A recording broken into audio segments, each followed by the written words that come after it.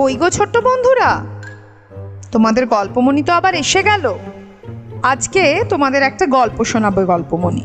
কি গল্প না, কুট্টি মামার হাতের কাজ, নারায়ণ গঙ্গোপাধ্যায়ের লেখা। আসলে এটা টেনিদার গল্প। টেনিদার নাম কিন্তু অনেকেই জানো, তোমরা জানো তো। আর কেমন লাগলো তোমরা কিন্তু খুব কম কমেন্ট করছো। কমেন্টগুলো পড়তে বড় ভালো লাগে, তাই অবশ্যই কমেন্ট করে জানিও। তাহলে শুরু করি আজকের গল্প, কুট্টি মামার হাতের কাজ, নারায়ণ গঙ্গোপাধ্যায়ের কলমে। চিড়িয়াখানার কালো ভালুকটার নাকের একদিক থেকে খানিকটা রোঁয়া উঠে গেছে। সেদিকে আঙুল বাড়িয়ে আমাদের পটলডাঙ্গার টেনিদা বলল, বলতো প্যালা, ভালুকটার নাকেরও দশা হলো কি করে? আমি বললাম, বোধহয় নিজেদের মধ্যে মারামারি করেছে তাই। টেনিদা বলল, তোর মুন্ডু। তাহলে বোধহয় চিড়িয়াখানার লোকেরা নাপিত ডেকে কামিয়ে দিয়েছে। মানুষ যদি গোঁফ কামায় তাহলে আর ভালুকের দোষ কি? এই উত্তরটা বোধহয় টেনিদার খুব একটা পছন্দ হলো না। চিৎকার করে, থাম থাম, বাজে ফ্যাক ফ্যাক করিসনি। টেনিদা প্রচন্ড চটে গিয়ে এই কথা বললেন। যদি এখন এখানে কুট্টি মামা থাকতো তাহলে বুঝতি সব জিনিস নিয়ে ইয়ার্কি চলে না। আমার কৌতূহল হলো, কে কুট্টি মামা? টেনিদা আবার বজ্রগম্ভীর গলায় বলল, কে কুট্টি মামা? টেনিদা চোখ দুটোকে পাটনাই পেঁয়াজের মতন বড় বড় করে বললে, তুই গজগোবিন্দ হালদারের নাম শুনিসনি? কখনো না। আমি কখনো শুনিনি। জোরে জোরে মাথা নাড়লাম। কোনো দিনই শুনিনি। গজগোবিন্দ অমন বিচ্ছিরি নাম শুনতে বয়েই গেছে আমার। বটে, খুব যে তরপাচ্ছিস দেখছি। জানিস আমার কুট্টি মামা আসতো একটা পাঁঠা খায়, 3 সের রসগোল্লা ফুঁকে দেয় 3 মিনিটে। তাতে আমার কি? আমি তো তোমার কুট্টি মামাকে কোনোদিন নেমন্তন্ন করতে যাচ্ছি না, প্রাণ গেলেও না। তা করবি কেন? অমন একটা জাঁদরের লোকের পায়ের ধুলো পড়বে তোর বাড়িতে? অমন কপাল করেছিস নাকি তুই? পালা জ্বরে ভুগিস আর শিঙি মাছের ঝোল খাস। কুট্টি মামার মর্ম তুই কি বুঝবি রে? জানিস কুট্টি মামার জন্য ভালুকটার ওই অবস্থা। এইবার আমি চিন্তিত হলাম। তা তোমার কুট্টি মামার এসব বদ খেয়াল হলো কেন? কেন ভালুকের নাক কামিয়ে দিতে গেল খামোকা? তার চাইতে নিজের মুখ কামালেই তো ঢের বেশি কাজ দিত।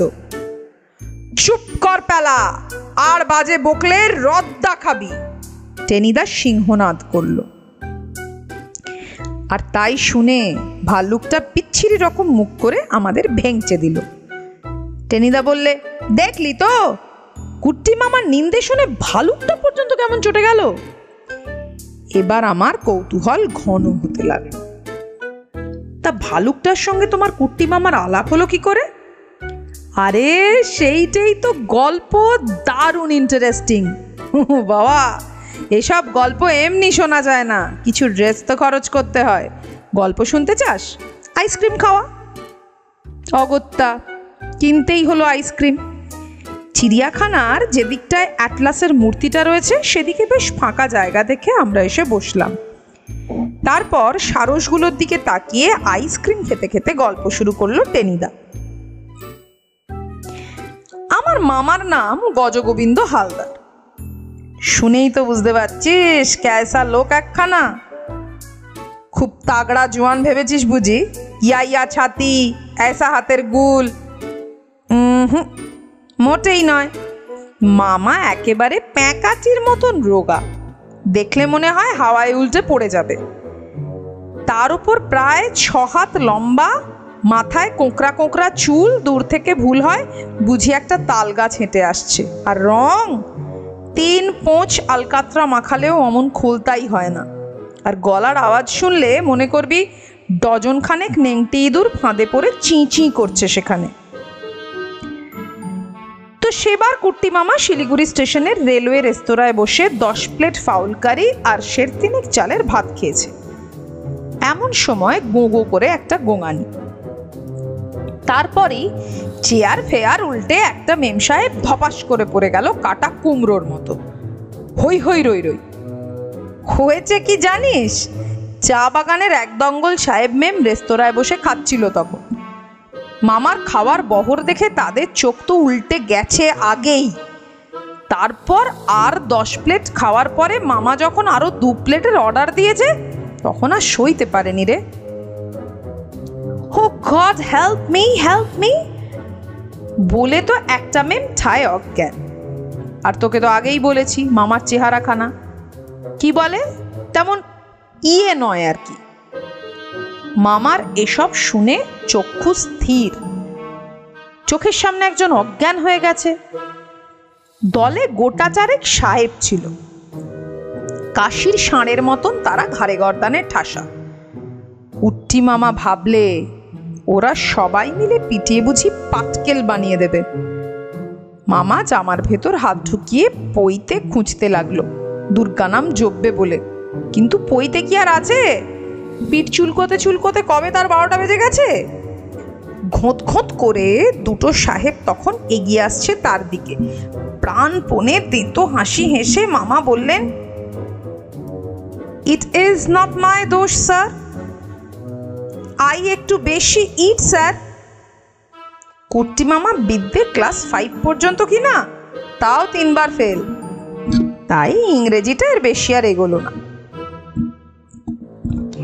তাই শুনে সাহেবগুলো ঘোঁ ঘোঁ ঘোঁ ঘোঁ ওয়াক ওয়াক করে হাসলে, আর মেমেরা খি খি পি পি চি হি করে হেসে উঠল।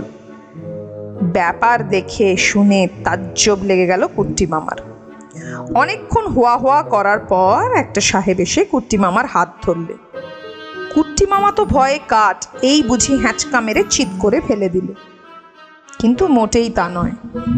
সাহেব কুট্টি মামার হ্যান্ডশেক করে বললে, মিস্টার বাঙালি, কি নাম তোমার? কুট্টি মামার ধরে সাহস ফিরে, যা থাকে কপালে ভেবে বলেই ফেললো নামটা। গাঁজা গোবিন্দে হালদার? বাহ, খাসা না, মিস্টার গাঁজা গোবিন্দে। তুমি চাকরি করিবে? চাকরি? এই যে মেঘনা চাইতেই জল। কুট্টি মামা তখন টোটো কোম্পানির ম্যানেজার। বাপের অর্থাৎ কিনা আমার দাদুর বিনা পয়সার হোটেলের রেগুলার খাওয়া দাওয়া চলছে। কুট্টি মামা খানিকক্ষণ হাঁ করে রইল। সাহেবটা তাই দেখে হঠাৎ পকেট থেকে একটা বিস্কুট বের করে কুট্টি মামার হাঁ করা মুখের মধ্যে গুঁজে দিল। মামা তো কেশে বিষম খেয়ে অস্থির। তাই দেখে আবার শুরু হলো ঘঁ ঘঁ ওয়া ওয়া চি চি পে পে হে হে। এবার মেম পড়ে গেল চেয়ার থেকে। হাসি টাসি থামলে সেই সাহেবটা আবার বললে, হ্যালো মিস্টার বাঙালি, আমরা আফ্রিকায় গেছি, নিউ গিনিতে গেছি, পাপুয়াতেও গেছি, গরিলা, ওরাংওটাং, শিম্পাঞ্জি সবই দেখেছি, কিন্তু তোমার মতন একটি চিজও কোথাও চোখে পড়েনি। তুমি যদি আমাদের চা বাগানে চাকরি নাও তাহলে এক্ষুনি তোমায় 150 টাকা মাইনে দিব। খাটনি আর কিছু নয়, শুধু বাগানের কুলিদের একটু দেখবে আর আমাদের মাঝে মাঝে খাওয়া দিখাবে। এমন চাকরি পেলে কে ছাড়ে? কুট্টি মামা তক্ষুনি এক পায়ে খাড়া। সাহেবরা মামাকে সেখানে নিয়ে গেল। তার নাম জঙ্গলঝোড়া টি এস্টেট, মংপুর। নাম শুনেছিস? মংপু, আরে সেই যেখানে কুইনিন তৈরি হয় আর রবীন্দ্রনাথ যেখানে গিয়ে কবিতা টবিতা লিখেছিলেন। জলঝোড়া টি এস্টেটটা তারই কাছাকাছি। মামা তো দিব্যি আছেন সেখানে, অসুবিধার মধ্যে মেশবার মতন লোকজন একেবারেই নেই। তাছাড়া চারদিকেই ঘন পাইনের জঙ্গল, নানা রকম জানোয়ার, এইসবই সেখানে ঘুরে বেড়ায়, বিশেষ করে ভাল্লুকের আস্তানা। তা মামার দিন ভালোই কাটছিল। সস্তা মাখন, দিব্যি দুধ, অঢেল মুরগি, তাছাড়া সাহেবরা মাঝে মাঝে হরিণ শিকার করে আনত। সেদিন মামার ডাক পড়তো খাওয়ার টেবিলে। একাই হয়তো একটা সম্বরের 300 মাংস সাবার করে দিত। তাই দেখে টেবিল চাপড়ে উৎসাহ দিত সাহেবরা, ওয়াহ ওয়াহ হি হি করে হাসত। জঙ্গলঝোড়া থেকে মাইল 3 হাঁটলে একটা বড় রাস্তা পাওয়া যায়।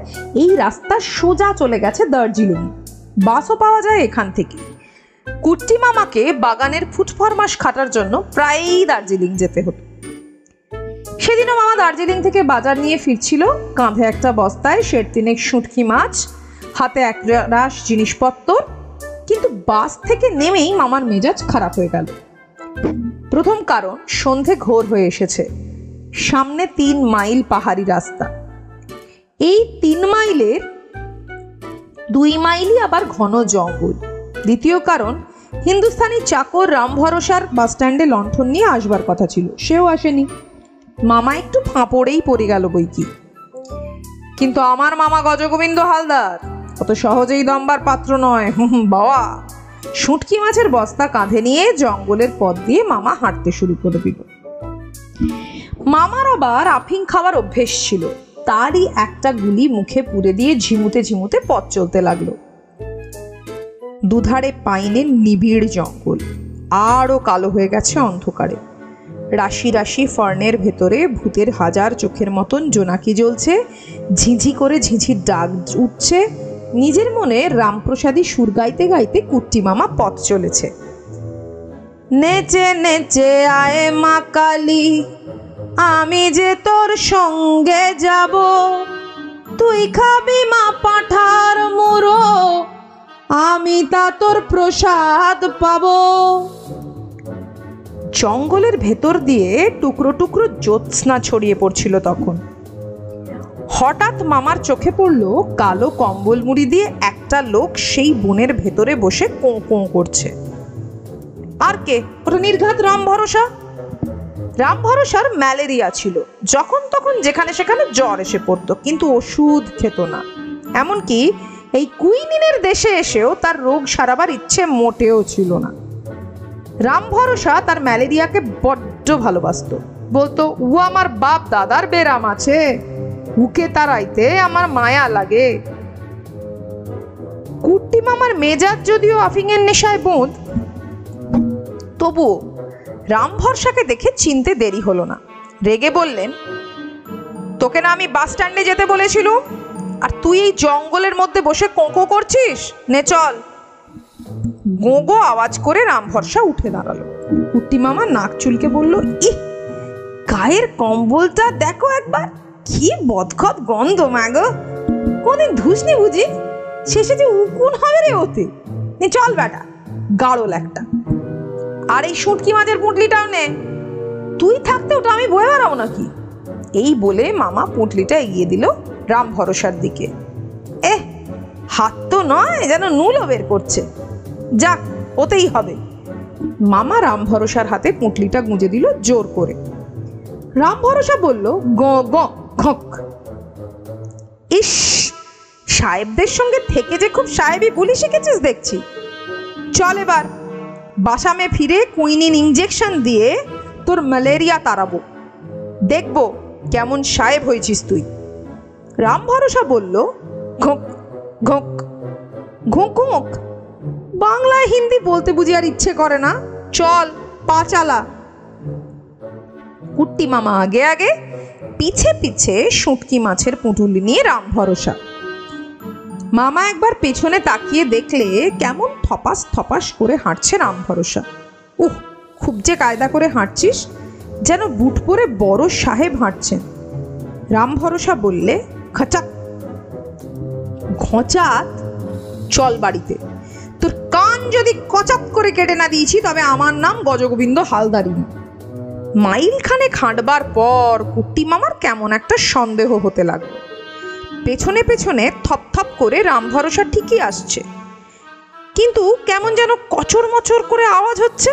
মনে হচ্ছে কেউ যেন বেশ দরদ দিয়ে তেলে ভাজার পাঁপড় চিবুচ্ছে। রাম ভরসা শুঁটকি মাছ খাচ্ছে নাকি? তা কি করে সম্ভব? রাম ভরসা রান্না করা শুঁটকির গন্ধেই পালিয়ে যায়, কাঁচা শুঁটকি সে খাবে কি করে?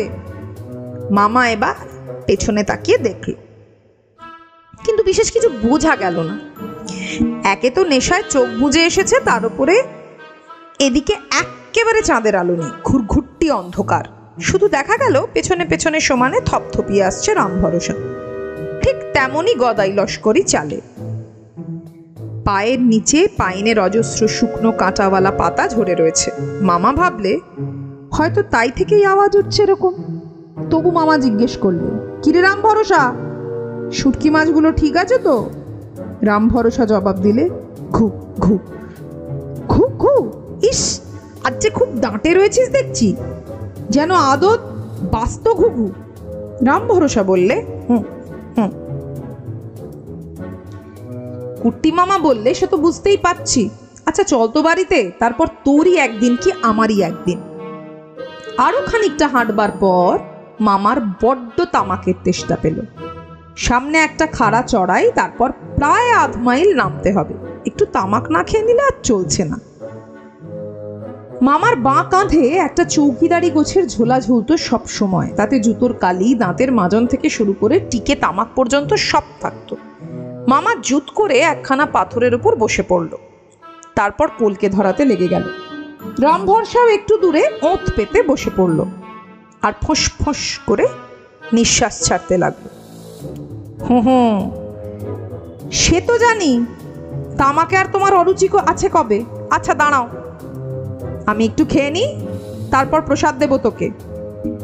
চোখ বুজে কয়েক শুকটান দিয়েছে কুট্টি মামা। হঠাৎ আওয়াজ সেই কচর মচর শব্দ। শুটকি মাছ চিবুবোর আওয়াজ নিশ্চয়ই।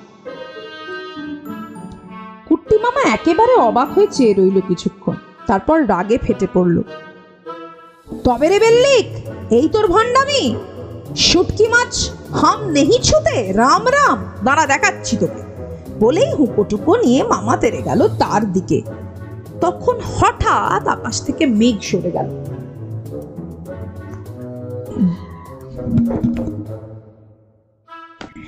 একরাশ ঝকঝকে দাঁত বার করে রাম ভরসা বললে, আর যাবে কোথায়?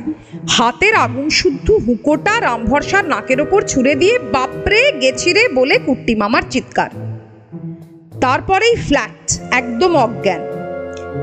রাম ভরসা নয়, ভাল্লুক। আফিংয়ের ঘোরে মামা কিচ্ছুটি বুঝতে পারেনি। ভালুকের জ্বর হয় জানিস তো, তাই দেখে মামা ওকে রাম ভরসা ভেবেছিল। গায়ের কালো রোঁয়াগুলোকে ভেবেছিল কম্বল, আর শুটকি মাছের পুঁটলিটা পেয়ে ভালুক বোধহয় ভেবেছিল এও তো মজা মন্দ নয়, সঙ্গে সঙ্গে গেলে আরো বোধহয় পাওয়া যাবে। তাই খেতে খেতে পেছন পেছন আসছিল। খাওয়া শেষ হলেই মামার ঘাড় মটকাত, কিন্তু ঘাড়ে পড়বার আগেই নাকে পড়ল টিকের আগুন। ঘোঁত ঘোঁত আওয়াজ তুলে ভালুক 3 লাফে পগার পার। বুঝলি পেলা, ওইটাই হচ্ছে সেই ভালুক। গল্প শুনে আমি ঘাড় চুলকাতে লাগলো। কিন্তু ওইটাই যে সেই ভাল্লুক বুঝলে কি করে? কুট্টি মামার হাতের কাজ। দেখলে কি ভুল হওয়ার জো আছে? আরে আরে, ওই যে ডালমোড় যাচ্ছে, ডাক ডাক, শিগগিরই ডাক। তাহলে ছোট্ট বন্ধুরা, কিরম লাগলো আজকের গল্প? অবশ্যই কমেন্টে জানিও। আর যারা দূর থেকে শুনছেন, বাংলাদেশ থেকে শুনছেন, তাদের সবাইকে আমার করজোড়ে প্রণাম। আর আমার চ্যানেলটা সাবস্ক্রাইব করার জন্য, শেয়ার করার জন্য অনুরোধ রইল। অবশ্যই শুনে ভালো লাগলে সেটা আমি অবধি পৌঁছানোর একটাই মাধ্যম, কমেন্ট আমায় জানাবেন। আপনাদের সবাইকে অনেক অনেক ধন্যবাদ। আজ তবে আসি, আবার দেখা হবে সামনের রবিবার নতুন কোনো একটা গল্প নিয়ে। টাটা।